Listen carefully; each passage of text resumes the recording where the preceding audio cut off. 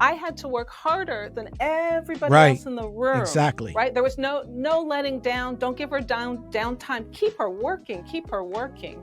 And I've learned over the years that that's true for Black women in general.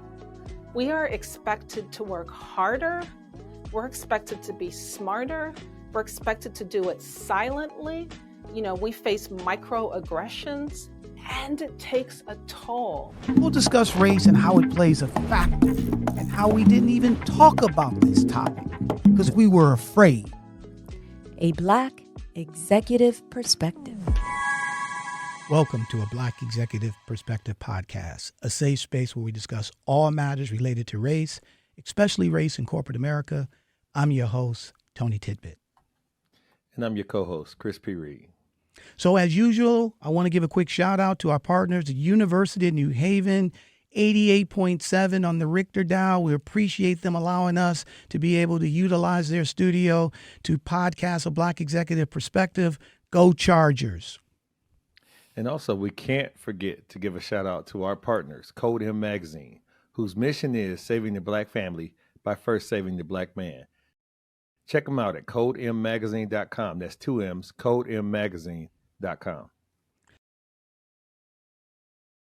Thanks, Chris. So, in today's episode, we'll delve into the challenges faced by Black women executives who often encounter misconceptions around their intelligence, demeanor, and their appearance, viewed as intimidating in professional settings.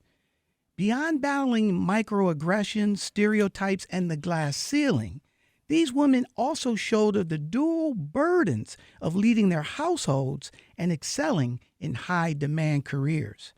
They do this while facing significant health risks like heart disease and breast cancer. Today, we are joined by Geraldine Moriba, Senior Vice President of News, Entertainment, and Empowerment at the Griot. She will discuss how these resilient leaders navigate these challenges and the critical ways to support their journey toward success. Let me give you a little bit of information on Ms. Moriba. Geraldine Moriba is the Senior Vice President of News, Entertainment, and Empowerment at the Griot, like Tony said, overseeing Byron Allen's Black-targeted multimedia brand. She has significantly expanded the Griot, developing it into a multifaceted platform encompassing a news site, a streaming app, live events, a podcast network, and a cable network. Previously, Moriba was a research scientist at Stanford University's Brown Institute and a John S. Knight Journalism Fellow, following on editorial patterns, identification through machine learning. She hosts and produces Sounds Like Hate, a podcast funded by the Southern Poverty Law Center, exploring the radicalization of American extremists. Moriba's career includes founding Moriba Media and serving as executive producer on the PBS documentary Sinking Cities and the multi-platform initiative Chasing the Dream. She has held various production and executive roles at CNN and NBC News, significantly impacting program development and diversity initiatives. Her illustrious career has earned her multiple industry awards, including 5 Emmy Awards, 2 Peabody Awards, and a prestigious Princeton University Ferris Professorship of Journalism Fellowship, among others. Geraldine Moriba, welcome to a Black Executive Perspective. Thank you. So, currently, with all those things in your past, what's going on in your present? Where are you? How are you feeling nowadays? So, you know, every time somebody asks me what's my favorite project or what's the best story you ever worked on, I always tell them it's the one I'm doing right now. Because truthfully, I'm always 100% all in. And I just had the blessing, the good fortune of being connected to the Griot when it launched. So this is like coming home all these years later to be leading the Griot now. So my this moment that I am in is all about the Griot. That is awesome. That is great. I mean, as Chris was going through your bio, I mean, the only thing that was missing, and I was waiting for him to say, is they gave her land and title. Okay. I mean, very accomplished, and I love how you said that you're in the moment right now. I think the one thing I've never achieved that I've always wanted to is a Pulitzer, like to do a singular project that's worthy of a Pulitzer. So I'm still aiming for that. Wow. I mean, don't shame the rest of us too poorly. You know, in this regard. And to become an astronaut, I guess just add that. I mean, why not? Go ahead, go into space and build something, and then win a Pulitzer and a Heisman Trophy. You know, then you'll be good, right? You'll be good. But that's great that you have so many things. Like I said, that's obviously we gave a rundown of things that you performed or done previously, but it's great that your eye is on the prize and you're staying in the moment and looking towards the future, because we obviously collectively need that as a people. So we appreciate that stick-to-itiveness and that drive that you have for yourself. Thank you. So your family so you're currently located on the West Coast or East Coast or everywhere? I'm on the East Coast. I also want to say thank you to the University of New Haven for allowing me to participate, but especially to you, Tony, and to you, Chris, for having me on your podcast. But I'm on the East Coast. I live in Harlem, Okay. USA. Oh, wow. Okay. Beautiful New York City, Harlem. And I'm originally from Toronto. Okay. And my parents are Jamaican. So I am the child of an immigrant, and I'm an immigrant myself. Wow. Good business. That is awesome. That is awesome. And was interesting. So I'm in our University of New Haven. We're in Connecticut.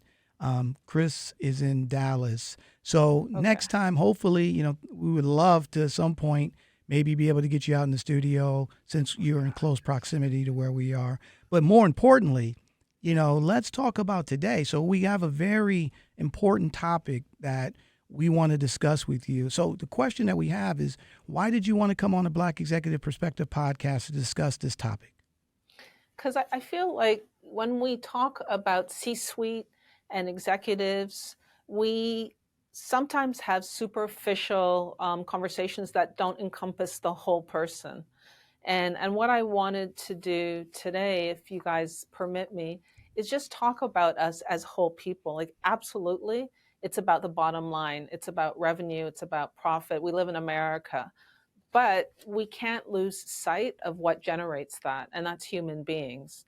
So I wanted to have a conversation about the value of labor, and just see if we can ground it in our work, but also not lose sight of who we are.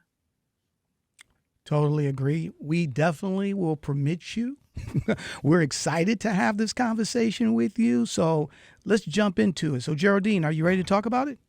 I'm ready. All right, let's talk about it. Let's besides all the accolades and accomplishments, let's go into the story of who you are. Like you said, that personalization is very important. How did you come from Toronto and decide that your mark was going to be made in the media industry as a journalist? How did that even come about?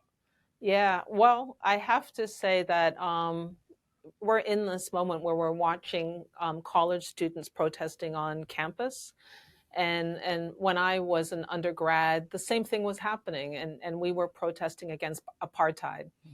And at my particular university in Canada, I was helping organize students in those marches and those sit-ins, as well as organizing against racism on campus. And that led to new opportunities.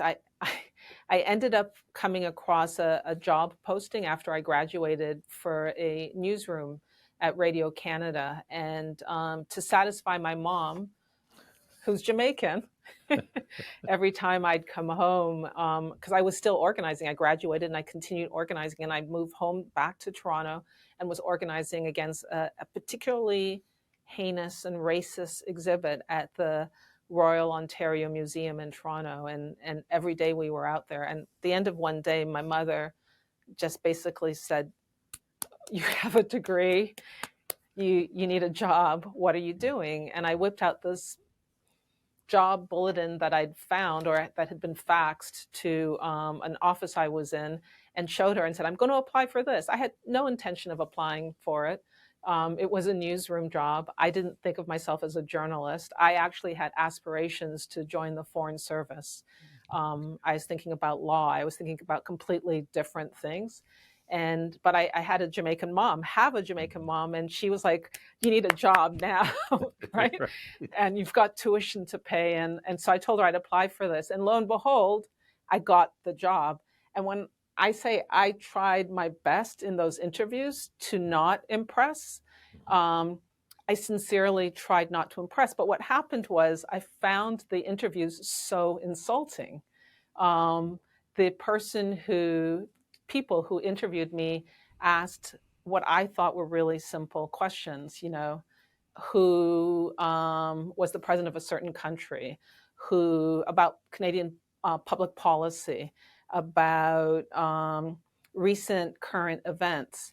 And I was on top of my game. I could answer everything. And then I flipped it and said, I listened to your shows, your programs, and here are all the things you're doing wrong. You should be doing this, and you haven't done this, and so on. And it ended up landing me a job. So that was my first job as a trainee at Radio Canada. And then the Gulf War broke, and I realized, oh, this is actually a really critically important occupation. And I just happened to have all the skill sets. So I pivoted and said, let me just try this out and see where it leads. And I became a journalist. Wasn't at all something I'd planned to do. Let me ask you a question. So Sure. the job obviously didn't say in the flyer that it needed a activist or a headstrong, smart mouthed young lady. When did you embrace that activism, and what was the point in your career, or was it immediate, where you said, you know what, I can combine who I really am to this vocation and make the most of it? What was that like? Yeah, I mean, I grew up in a household where, and I think every person, every immigrant listening will relate to this. Or if I remember being in middle school and bringing home a report card, and I got 97% in like middle school science, I think it was biology, and showing my mom, and she looked at it and she put it down, my report card, and I said, Mom, I got 97%. And she said, well, if you got 97, you could have gotten 100. Then she said, and you got 80s in French? Don't talk to me about this report card. She was upset, right? And so I lived and grew up in this home where the bar was high. And I come from a really athletic family. I'm not. And we were very competitive. I am. And I think just the combination of this sort of competitive internal culture in my family and going to a university that had all of these inherent problems, and then starting my career recognizing that this was an opportunity to change in society and make good. And I'll tell you, one of the things that happened immediately after starting was the Rodney King beating. Okay. And I was the only Black person in the newsroom. And can I tell you the story? Yeah, absolutely. Absolutely. Yeah. We want to hear it. Yeah. So, again, it's from the Canadian perspective. That's where I was working, Radio Canada. And basically what happened was, this was in the days when the wires would come through a machine and you just hear tick, tick, tick, tick, and the wires would come and you'd grab it and they'd get sent around the newsroom. And I remember seeing the story about this video of a police beating. And I went running to the executive producer and said, I want to do the story. I want to do the story. And she looked at it and she said, oh, that's not Canadian, that's American. And it's not a story. Like, that happens all the time in the States. And I said to her, actually, it happens all the time in Canada. And I think it's a story. And she said, no, I don't think it's a story. By tomorrow, nobody will be talking about it. Of course, It became the headline that night. Correct. And we missed it. So the next day I was in the newsroom and I walked in with a stack of papers and stories, like multiple stories, right? And she started off the editorial meeting by turning to the host. Michael Enright was the host at the time, and asking Michael what he wanted to lead the show with. And Michael said he wanted to lead the show with an interview with the police officer's parish priest, because he had observed, he'd read that several of them went to the same church and they were Catholic and they had the same parish priest. So he thought it would be interesting to find out what that priest's perspective was on the beating. And that was, and she wrote it on the story list, and she said it was my turn. And I said, great, I want to talk to Rodney King's kindergarten teacher. And everybody sort of stopped and said, why? I said, because I think Rodney King's kindergarten teacher is as relevant as the parish priest. So if we're doing parish priest, Right. if we're doing one, we should do the other. So she stopped, she scratched it off the list, and she said, well, what would you like to talk about? And I said, I have some stories. And I just went through them one by one, and she handed them all out, the assignments. And I just, for context, I think I was about 23 or 24 years old. Okay. I walked out of that room, went into the bathroom, closed the door, and collapsed. Because it took every ounce of courage I had to speak up in this room full of experienced journalists. Right. But that moment was so instrumental for me personally. Mhm. And it helped me understand why newsrooms have to be integrated and why we have to be in the room when these decisions are made. For me, it was a life lesson. Number one, thanks for sharing that. Number two, obviously being in a position where you're the only person of color, okay? And here's a situation where your editor was like, this is not a real story, and you pushed back, you came back, and it's great for you, because a lot of people, we don't do that when we face these type of microaggressions that come up, especially when we're the only one. Tell us about, because you've risen up the ranks, okay? So talk to us a little bit about some of the professional racism, or I should say racism, that you dealt with in the professional ranks. Sure. So I think there are a couple of things, a couple of answers. One was, a lot of women postpone having children in their careers because there are just so many things that they're juggling and they're not sure they can do it. And again, I grew up in a household where we were expected to do it all. So I didn't get that memo, didn't understand I was supposed to wait, and started having kids in my 20s. And what I remember is going on maternity leave and being on the fast track. I was getting choice assignments. I was getting promoted one, after another. I was working at NBC News and having my son, making arrangements for childcare, coming back to work. I even came back to work early. I didn't take the full maternity leave because I didn't want to lose this pace I was working at. And I'd figured out how to balance both and got back to work. And I started getting these really soft assignments, like family focus pieces, parenting pieces. Now, I think those stories are totally legitimate, but it wasn't what I did. And so I went into my manager's office and said to him, when I left, I was on I was on the fast track. Correct. And I came back and you put me on the mommy track. And if that's where I'm going to be, it's not worth my time. And we had this heart to heart, and he said, we are trying to be considerate to new mothers and blah, blah, blah, blah, blah. And my response was, if I needed that kind of consideration, I would ask. Right. And you have to give me the courtesy of letting you know when I need it, but don't slow down my career by making assumptions.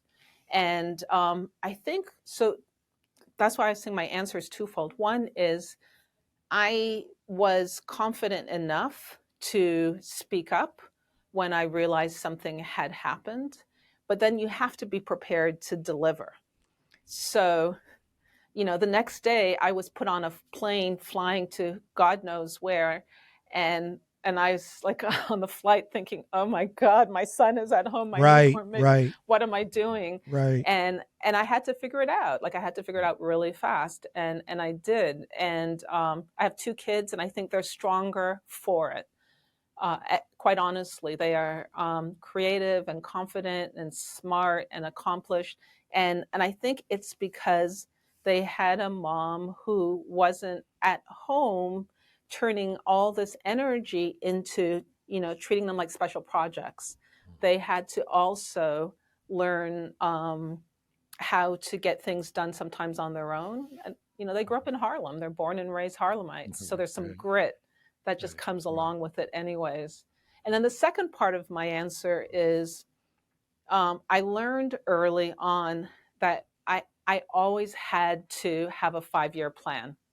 I always needed to know where I wanted to be down the road and not where I'm standing. Because when you're driving, you're not looking at the street right in front of you, you're looking down the road. Correct. So to that end, I was working at Dateline NBC when it was a news magazine show, and it started to evolve into a crime show. And I did a couple of those hours and realized that wasn't for me. I never, ever for the rest of my life want to see a crime scene when it just happened. I never want to smell it. I never want to see it. I never want to go into a police officer's the room where they keep all the evidence. I don't want to see those photos. They are traumatizing. I can imagine. And I knew that about myself, and basically started looking around and just determining what I could do next and what skills I needed. And in doing so, I made sure I was prepared, and then I asked for what I wanted and made it really difficult to get a no. I was also prepared to walk away if the answer was no. So let me kind of couple that to say, it appears that whether it be from your mom not accepting anything less than your best or whatever the case may be, you've never been bashful. Have you ever? Do you feel like that's one of the linchpins of your success of climbing the ladder, is not taking less than what you deserve and then being vocal and confident, as you stated? Because it seems like one of the themes that you have aligned with your career is that you were never bashful and you were always knowledgeable of what you had to offer and what you were willing to accept. How important is that for women? Because a lot of women it appears that a lot of women tend to just kind of don't want to upset the apple cart, go with the flow, don't want to be, cast as this or that, and they don't let their light shine like you did. Why were you so determined to always let your light shine? So I think we have to be, as Black people, we have to be advocates, and we have to self-advocate. I am not like this in other situations. Okay. When I have conversations with my 2 kids who are now young adults, I step back. I recognize that they need their own agency and space and need to self-determine their future. So the way I treat my career isn't the way I treat my family. Like I make a distinction between where I am and what is required of me. I will absolutely be on a business call and speak up as needed. But at home or with friends, I'm happy to take a back seat and let somebody else drive and enjoy it from a different perspective. So number one, thank you for that. And Chris, I was just contemplating on Chris's question, and I love your answer. The challenge, though, for most of us, because you make a good point, we have to be self-promoting. We have to build our own brand. We have to promote our brand as people of color, right? However, a lot of times we don't come out the gate doing that because of our own, it could be self-image. It could be we're the only person of color in the room, so we don't want to rock the boat. We, if we say something wrong, we might lose this job and may not even get another shot. So I'm prefacing that to talk about, I want you to dive into it because, you just said a few things about, number one, you had a baby, you were fast-tracked on your career, and then all of a sudden you come back from maternity leave and they're giving you soft assignments, okay? Now, you turned a lemon into lemonade by being straightforward and honest, but a lot of that happens to a lot of women, okay? Because at the end of the day, they're looking for them. Yeah, you had a baby, but you still got to be here. Yeah, there's none of that. There's an expectation. So let's move to the state of the state, or the state of corporate America for Black women. So let's talk a little bit about the things that they dealt with, that you probably dealt with, even though you overcame it. And I don't want to make assumptions you overcame everything, but it'd be great to put some thought out there in terms of what Black women are going through in corporate America. So I have some stats I want to share with you. Yes, please. But before I get to the stats, I want to say one thing. I am not an advocate for raising your hand and saying you need a promotion, or raising your hand and saying you need a higher salary, or asking for more if you haven't earned it, if you're not ready. You absolutely need to prepare and be ready, because raising your hand just because you have a sense that you should be getting more or doing more, it is not how it works. Totally agree. So, and again, we are overachievers in many ways. I don't know that I would be this confident in a field where I don't feel like I had the skills, but I have the skills in my occupation in abundance, because I've studied and studied and studied. I still go into meetings and spend hours, hours preparing for every conversation. I take nothing for granted, because the second you do, you become vulnerable, and things happen. So I think part of the solution is being prepared as much as possible, and also knowing what your strengths are and what your weaknesses are. But no, thank you for that. Go ahead. Yeah. So I did bring some statistics I wanted to share with you. And these are all things that we've reported on here at the GRIO. And you can find articles on thegrio.com about any of the things I'm about to say. Because there is a very serious racial and gender gap when it comes to women executives and women in the workforce. So for every 100 men that we see leap forward, only 87 women advance. But we can break that down further. If you're a woman of color, it's 73% out of 100 men. If you're a Black woman, that number drops to 54. So that means for every man, any race, that jumps forward, only 54 Black women are able to do it as well. So Geraldine, just so we're clear, the audience is clear. When you say leap forward, are you saying promotion at any level? Yes. Got it. At any level. Got it. Right. Black women are generally paid 66 cents for every dollar paid to white non-Hispanic men. That's a gap of about $20,000 a year. That's a lot of money. Like, think about what you can do with $20,000. Black women are most likely to be the primary breadwinner in their homes. And here's a really interesting one. Whether women earn post-secondary certificates or graduate from top-tier universities, they still make 71 cents on the dollar compared to men at the same education level. And these are census numbers. Like, you can look this up. We've been writing about this and reporting on it, but this is information. These are facts, and they're out there. Before you go to the next one, I just want to dive in right here for a second, because everything you just said, is appalling.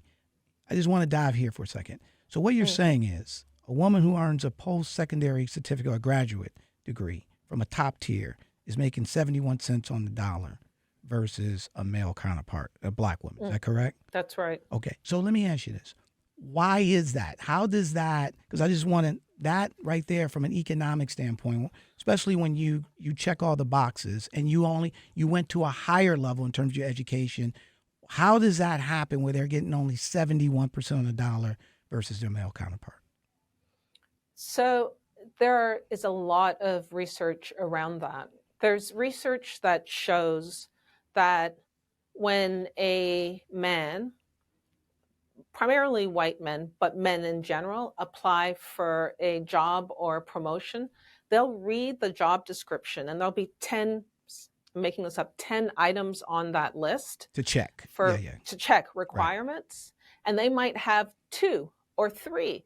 And they're like, yes, I got this. And they apply, right? Women will look at that same list and say, oh, I have 9, but I'm missing 1 and won't apply. Got it. So we wait until we have everything checked. We wait. We just don't have the same kind of, we're not encouraged to have the same kind of bravado and confidence, because when we express that, it's seen in negative ways. So this also happens from a salary standpoint as well, I would imagine, right? When somebody makes an offer for the job, if they feel like they're even happy just to be there because they didn't check every box, they're going to be okay accepting what's being offered. Is that correct? That's correct. Wow. Yeah, that's absolutely correct. Okay. All right. So that's insane. And, that's a big disparity, especially when you talk about not only from a talent standpoint, but from a wealth standpoint. If somebody's losing 30 cents on the dollar throughout their career, okay, if you took that money and you could put it in a CD or the stock or something, that's significant. That is a significant amount of money. Well, let me just add to that. Think about all the pipeline programs we have in multiple industries throughout the country. Whatever the industry, whether it's media or finance or healthcare, whatever it is, there are pipeline programs that help people of color, help women, help people who have disadvantages get in. Right? They're critical pipeline programs. But what happens when you enter through a pipeline program? Here's what happens. You get in, it might be 6 months, it could be a year, and you work at a much lower salary than someone who starts at an entry-level position, right? And now and they offer you a job if you're successful, but when you go from that pipeline job to the entry-level position, you may or may not get what that other person received, who's likely white, who started at that entry-level position. So now you're below when you went into the pipeline. You got a little bit more to get that first entry-level job, but that person, your peer who started at the entry level, has already advanced to the next level. So no matter how much you get an increase over the years, if you stay within a company, chances are it takes so much longer to advance with salary. You're already behind. Like you're always behind. So pipeline programs are great to get you in the door, but they're not designed to get you into C-suite. They're not designed around the concept of equity. And they come with disadvantages, including stereotypes and assumptions made about your skills. Can you just add on to that in terms of what are some of the stereotypes and what's some of the assumptions from a skill standpoint?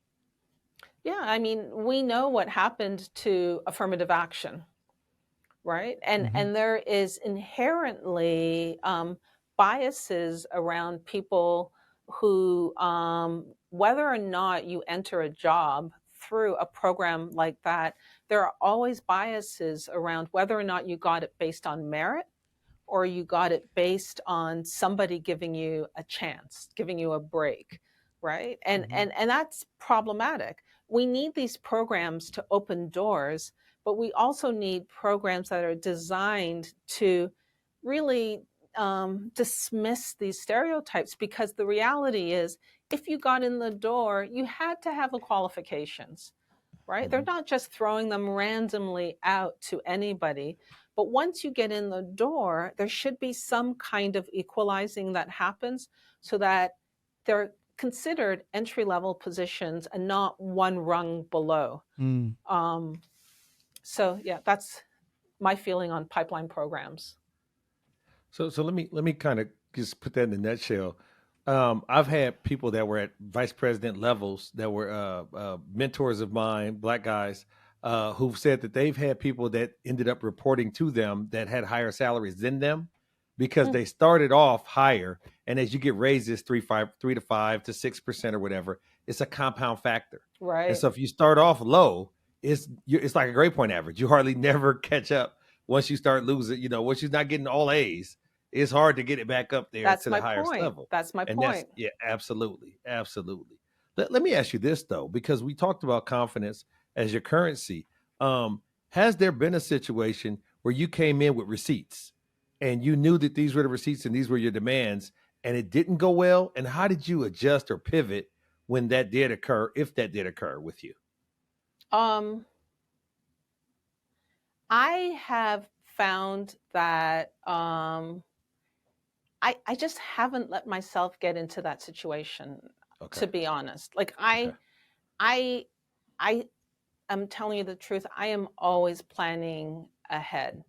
Okay. It does get harder as you advance in your career because there's simply fewer and fewer positions to advance Absolutely. to, right? Like that's Hmm. just a reality. But what I've found is I have learned how to negotiate. Okay. Um, if somebody says yes too quickly, I'm always like, shh, I didn't ask for enough. Meat on the bone. Shh, Have some meat on the bone. I Right. should have asked for Absolutely. more, Absolutely. right? Um, Absolutely. so I've learned how to sharpen my negotiation skills over the years. Mhm. And I always go into these situations prepared to walk away. Okay. You know, Okay. so speaking of that, and again, a lot of people, we need to have you come back just to do a training on negotiation, okay? Because that's where a lot of male and female people fail. But in terms of the C-suite in corporate America, one of the things, going back to the wages, right? Somebody, there's more women now than there were before. That's at the C-suite level, okay? But the wages haven't caught up.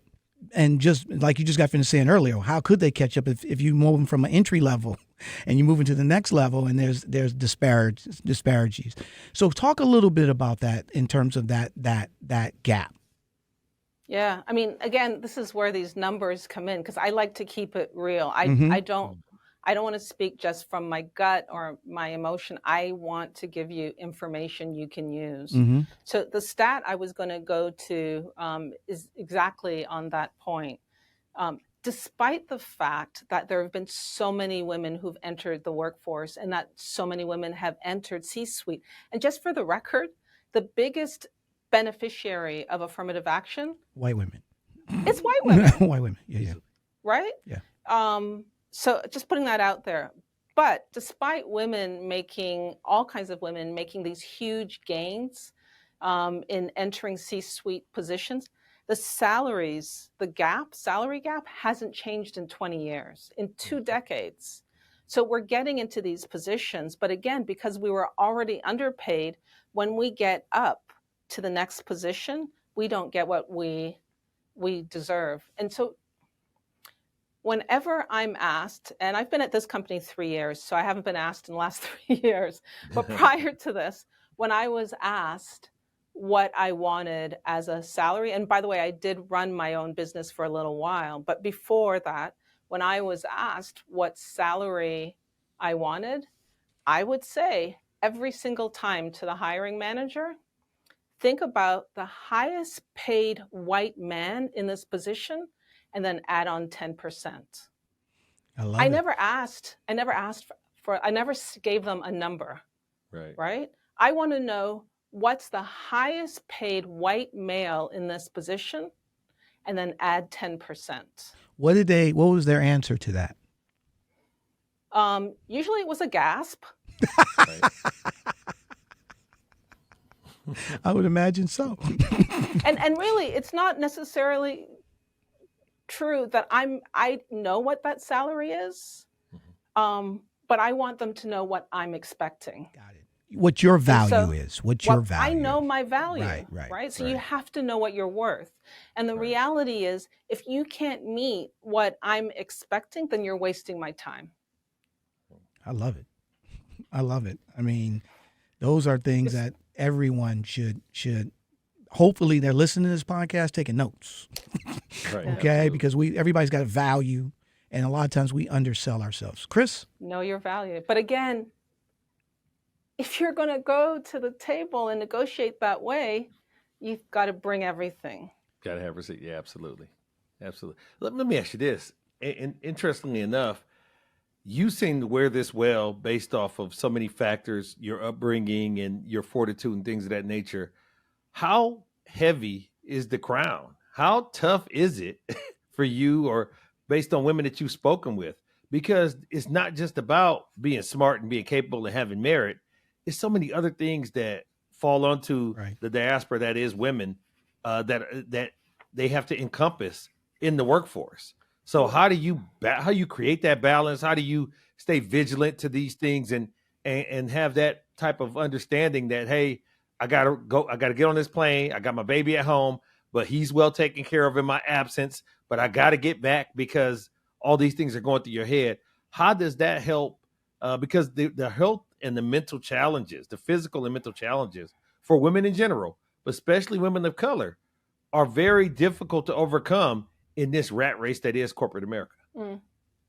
You know, my first job in the U.S. was working at a show. I don't know if you guys remember it, Primetime Live. Yep, I remember. And on ABC. Yep. And I, at that point, had been working as a producer in radio in Canada and covered, again, the Gulf War, all kinds of stories. Then I came to the U.S. And the first job and only job I could get at that point, they were all entry level. So I went from being a producer in Canada to a researcher in New York City on Primetime Live. And I was like, I'm going to take it, because once I get in, I'm going to demonstrate what I can do. Again, I was in my 20s. I took it and quickly started to accelerate. And I remember the hiring manager said to me, your last manager at Radio Canada was so right. And I said to her, what did she say? And she said, she gave me advice about managing you. She said that I had to keep you busy. She said, if I kept giving you more assignments, you'd always rise to it and you would get it done. And I have never forgotten that, because it really pissed me off. I was so angry, because basically what I was told is I had to work harder than everybody else in the room. Exactly. Right? There was no letting down. Don't give her downtime. Keep her working. And I've learned over the years that that's true for Black women in general. We are expected to work harder. We're expected to be smarter. We're expected to do it silently. You know, we face microaggressions, and it takes a toll. It takes a toll on our mental health. It takes a toll on our physical health. It takes a toll on our families. It is hard. And that's why at the beginning of this conversation, I wanted us to make sure, in talking about how to negotiate, you know, your next salary, how to move up the corporate ladder, we're also talking about how to stay healthy, because it takes a toll. Tell us some of the things that Black women go through from a health standpoint. Like what ailments, what some of the things that they're dealing with as they juggle all these things you just got finished talking about. So, you know, it's for Black women, it's compounded, because we have both disadvantages that we're and crises that we're facing all the time around race as well as gender. So it's double-edged. And so some of the stats, I have some with me. We have chronic stress as a result of this double burden. and we suffer chronic stress at a rate that is higher than anybody else's. 1 in every 2 Black women in the United States suffers from diabetes and heart disease. And stress is also a factor in the development of breast cancer. We have breast cancer at higher rates than other women. Black women are 60%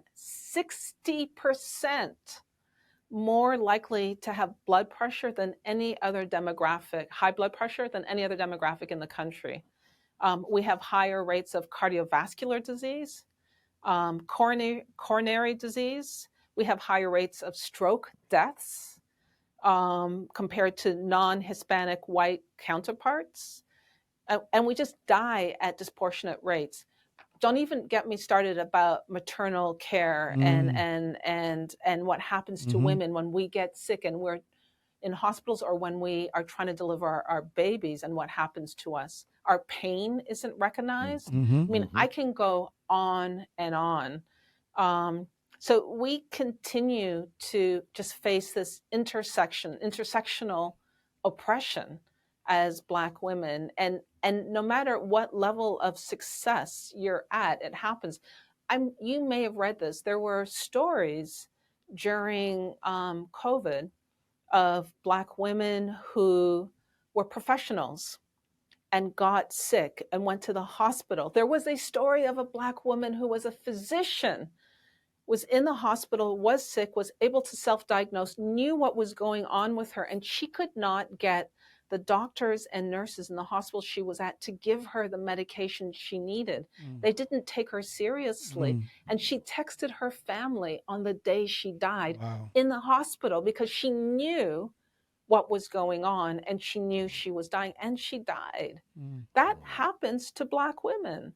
So it's really important that not only do we have conversations about how to get ahead, but we need to have conversations about how to take care of ourselves while we're climbing.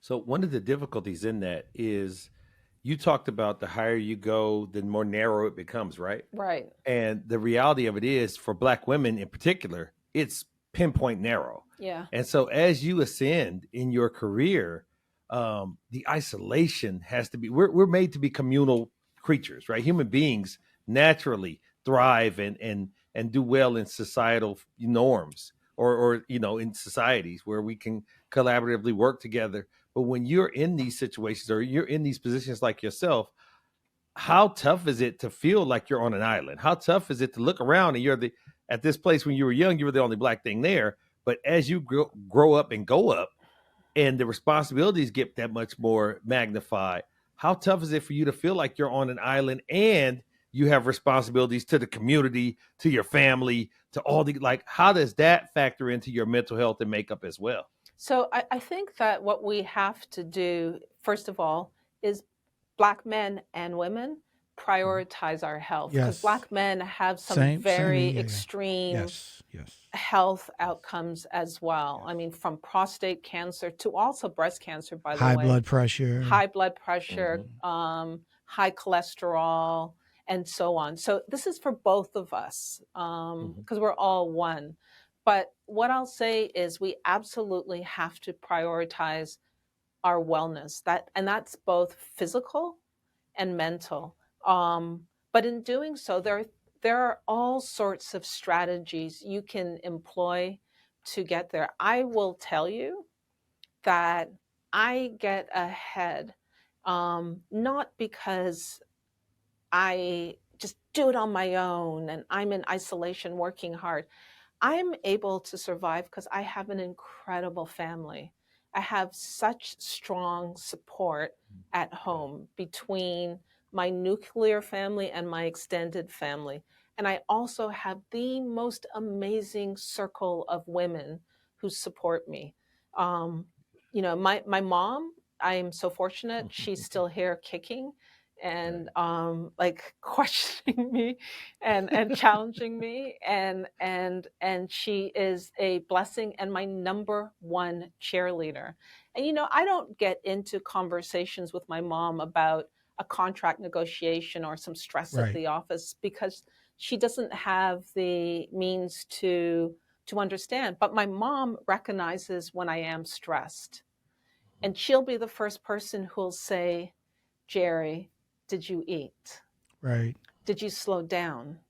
Why are you going so fast? Like, she will force me to put on the brakes. My sister does that. My girlfriends do that. In my circle of friends, we do things all the time to help each other. And I will say I do it with my male friends too. So it is important that you have a life outside of your job, that you're doing things that are outside of what you do, 9 to 5, that you have outside interests, but you're also doing healthy things. So it's one thing to get home and just say, I'm so exhausted, I can't do anything but turn on some streaming channel, right? I'm not naming any, they're the competition. Right. But you've got to do things, whether it is walking, exercise, reading, keeping your mind sharp, gardening, travel, cycling, kayaking. I love kayaking. Like, whatever it is, do something. And then what I also do, like for my own personal wellness, is around stressing and anxiety, is I count. There are multiple counting exercises. And there's one, this is a yoga technique, and it's called 4-7-8. And you inhale for 4 seconds, and then you hold your breath for 7 seconds and you count, and then you exhale for 8. And if I am in, the beauty of this is you can do it silently and nobody knows you're doing it. And if I am in a particularly stressful corporate meeting, I just start breathing. That is great.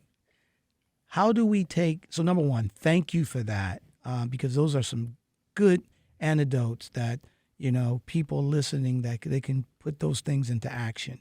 From a work standpoint, what would you recommend based on, Black women trying to be super women? It's not trying, they are super women, right? We are. And they're doing all these things, but then it's degrading their health, all right? And you talked about the things that they can do to hopefully alleviate some of that. But from a work standpoint, when they're at work and they're trying to climb the corporate ladder, they want to be that voice in the room. They have great ideas and they want to be respected, right? What are some of the things that you would recommend that they can be able to do to navigate corporate America, become successful, and still keep their sanity and health as well?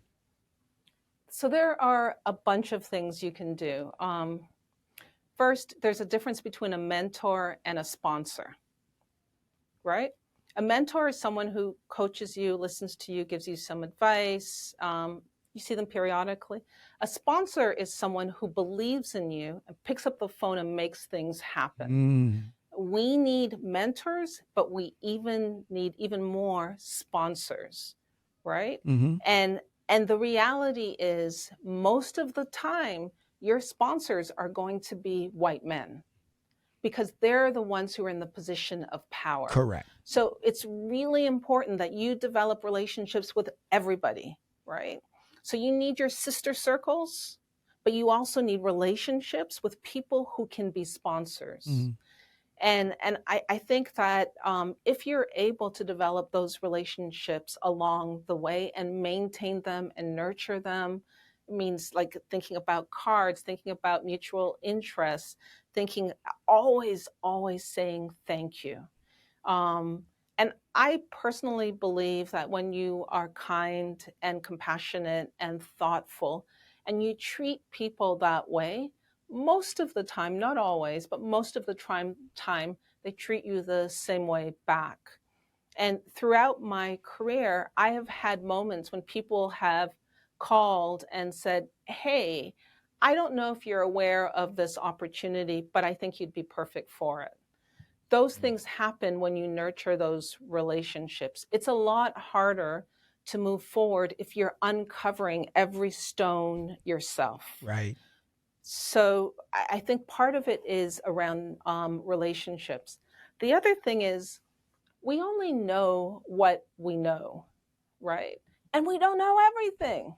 So one of the things that I do, and I do this with women, is we will have, salons, for lack of a better word, where we'll get together um, and pick a topic, and just everybody comes and we have this open, unfiltered um, conversation with some rules, like rules that this is confidential, you can't share it, this is not going to be on social media, Right. it's Right. not pillow talk, this is this is confidential. Right. And we've done everything from talking about aging and how our bodies change, to negotiation habits and skills, to AI and how AI is changing our occupations and opportunities, to we've most recently in the fall, I did it with a group of women, and we talked about insurance and insurance options, life insurance, because you get to your job and you just check boxes, but there really are multiple factors to think about, and dependent care, and what happens when you're not working anymore, and how does insurance work, and so on. And these are conversations that if you're waiting for someone to tell you, like to get a call from HR, it's not going to happen. Like, you've got to Right. self-advocate. Right. And it's true for things in our communities too. It's how we organize around voting. It's how, again, going back to COVID, it's how we organize to make sure the people who were most shut out in our communities got the care that they needed. So I think that we have to make sure that we fight against isolation, because yes, it's true. Sometimes you are the only one at the table. There's no the question. only one There's in no the question. room. Yeah. Like, it's going to happen again Right. and again. Right. But if you have these other circles outside, right, that keep you strong, you can they're your cloak when you go into that meeting. And then you can get out and call your girl and say, listen, what just happened? You know what they just said? Can I tell you what's happening? And I do that all the time. So with you in engaging with other high achieving Black professionals, Black women, about these different topics that aren't just always professional, some of are personal, you having your mother as an accountability buddy, you having an accountability circle, and you contributing to this human equity. Have you always been like that, or was that something you had to learn the hard way? Or how does someone who's on the fast track and thinking they have to be focused and pinpoint precision on career, how do they take a breath? Does it have to be super intentional to do so, or do you have to connect with those people who you could be vulnerable with in order to allow for you that opportunity to vent without going crazy and wanting to flatten the tires or whatever the case? How do you develop that? Is that something that you just came with, or was that something you had to go out and seek? So honestly, for me, I think it was learned behavior. Okay. Right. I grew up in the Caribbean. They have different names for it in different Caribbean countries, and it comes from Africa. But there's this tradition. In Jamaica, we call it partner. I think in Trinidad, it's called susus, something like that. Somebody's going to text me and say that's not what it's called. Sorry. But it's called different things. And it's basically this tradition of getting a group of people, and you all put in the same amount of money into a collective pot, and each month one person draws. Yeah, right? I remember that. My neighbor, he did that. Right? Mhm. And like, it is a very simple, logical way to help each other save, for instance, for your first home down payment. If you're with 5 people you trust, right, and each of you every month is putting in 1,000, and then when it's your turn, you get back 5,000 or 6,000, right? So it has to be, the group has to commit to do it. If it's $100, if it's $5, when it's your draw, you get a lump sum that would take you so much longer to try and save on your own. So it's about accountability among your circle. But I remember watching my mom, who was a single mom with 4 of us. do that again and again and again with women. And and it was how she helped pay bills, school trips, trips. She'd take us on these family trips back home to see her parents, my grandparents. It's how she got the money to do it as a single mom. So I grew up, I don't think the things that I'm doing are necessarily original or new. And what she was doing wasn't original or new. She saw that from her parents, who learned that tradition from their parents, and so on, because again, that's an African tradition, that's a viable solution in multiple cultures. And that's what we did growing up. And I think that so many of the things that I do today are extensions of what I observed in my own home growing up. Wow. Thank you for that wisdom. That was awesome. And I do remember that because my neighbor, he was Jamaican, and they did this. And I think one time it was his turn and he got like 5-10 grand. I forget what it was. But he just kept putting money in it. So that is awesome. So let me ask you, you've given us a lot of information. The love that you have for your fellow human being, and something that you talked about earlier, but you wanted everybody to be seen as human beings. Yes, revenue has to be driven. Yes, KPIs have to be met. But at the end of the day, you have to see everyone as a human being. So number one, I want to thank you because, people, like you said, we don't know everything. And at the end of the day, having somebody like yourself come on and be authentic and share, I can tell you flat out, there's going to be people that listen to this, male and female, that are going to get a ton out of it. I'll be honest with you, I took a couple of notes myself, okay? So we want to thank you. But the question I have for you is, how can a Black Executive Perspective podcast help you, Geraldine? I think that it would be great if you read some of these stories. Like, we're trying to amplify all that we can in terms of stories that empower and motivate and protect Black America. And I think it would be wonderful if you pause to see what we're doing, now at the GRIO.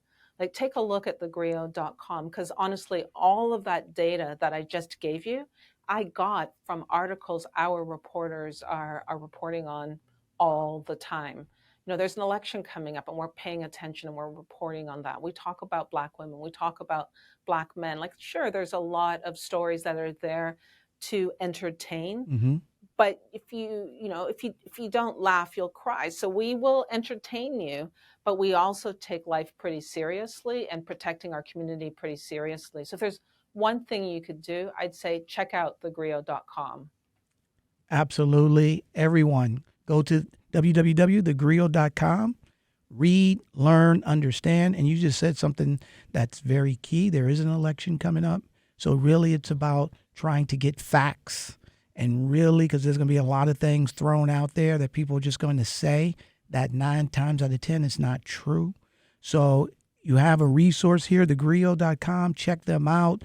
Very personable. They're going to tell you personal stories. We're going to get to read them. But more importantly, they're going to have facts that can back up, right? Which is really the key, especially today. So Geraldine Moriba, we want to thank you for being a guest on a Black Executive Perspective. We wish you nothing but mad success, which we know that you're going to have it because you already speak to it. Okay, so we continue, continue mad success, and we wish the GRIO mad success as well. I think it's now time for Tony's Tidbit. It's time for Tony's Tidbit, and as always, our tidbit is always based on what we talked about today. So today's tidbit is: in the face of stereotypes and microaggressions, our brilliance cannot be dimmed. Instead, it illuminates the path for those to come.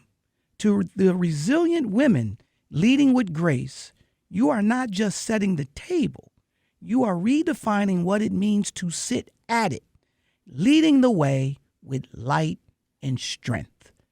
And if anybody epitomizes that, is Geraldine Moriba. All right. And at the end of the day, there's going to be a lot more women. They are a lot more women that's leading the way. Their light is shining because they bring it every day. So I hope you enjoyed today's episode, Balancing Act, Black Women Executives Managing Health and Career. So now it's time for a Black Executive Perspective call to action, which is called LESS, LESS. This is something that we want everyone to do, and L stands for learn. We want you to learn about other racial and cultural nuances in people. So that's going to enlighten you.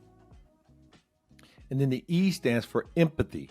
To understand diverse perspectives is the best way that you can consume all the information at your disposal. And then S stands for share. Now you want to share what you've learned to your friends and family so they can become enlightened as well. And the last S stands for stop. Actively work on stopping discrimination and fostering inclusivity. This will help build a fairer, more supportive, more understanding world. Let's all do this every day, and we'll start to see the change we want to see.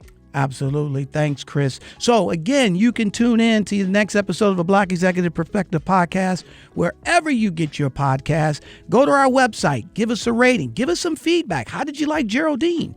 What questions Chris and I didn't ask her? What more information that you want to know? Please let us know. And you can follow a Black Executive Perspective podcast on our social channels, Instagram, X, YouTube, TikTok, and Facebook at a Black Exec. For our fabulous guest, Geraldine Moriba. For my co-host, Chris P. Reed. For the lady behind the glass in here that's also a superwoman, Noelle Miller, that's pulling all the levers. I'm Tony Tidbit. We talked about it. We love you, and we're out. A Black Executive Perspective.